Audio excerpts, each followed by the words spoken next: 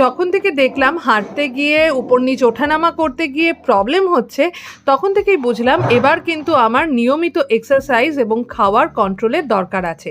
আমি জানি আমি একেবারে তন্নি বয়সের মতন হয়ে যেতে পারবো না, কিন্তু একটা অভ্যেস করতে পারি যেটাতে আমার ওজনটা কন্ট্রোলে থাকে। তো দুপুরবেলা আমি আর আয়ুশ্রী দুজনেই খেয়ে নিয়েছি। ও এখন পরীক্ষা দিতে যাবে, আর একা একা খেতে ভালো লাগবে না। আচ্ছা বলে দিই, আমাদের নতুন ঠাকুরঘর হচ্ছে, খুব তাড়াতাড়ি সেটার উদ্বোধন হবে, আর তখন তোমাদের সমস্ত কিছু দেখাবো। আমি চলে গেছিলাম দক্ষিণাপনে আয়ুশ্রীকে স্কুলে ড্রপ করবার পর।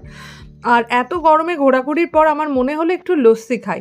তো যেখানে লস্যি খেয়েছিলাম ওরা আমাকে ধরিয়ে দিল ওই আমুলের প্যাকেটটা, যার জন্য আমি চা খাই না চিনির জন্য। সেখানে আমি যাই হোক লস্যি খেলাম। বাড়িতে এসে আমি আর আয়ুশ্রী দুজনেই ফল খেলাম। রাতের বেলা কি জানি মনে হলো যে যখন একবার চিনি খেয়েই ফেলেছি, তাহলে আজকে অরুণের টি হয়ে যাক।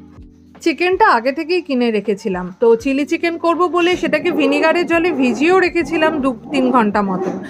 এবার রাতের বেলা ডিনারের পরে মনে হলো যে যদি আমি এই পকোড়াগুলো করে রেখে দিই, মানে যে মাংসটা ভেজে যদি রেখে দিই, তাহলে পরের দিন আমার সুবিধে হবে, কারণ সকাল সকাল অমিতকে বেরোতে হবে অফিসে, ওর আবার অফিস যাওয়ার তাড়া আছে।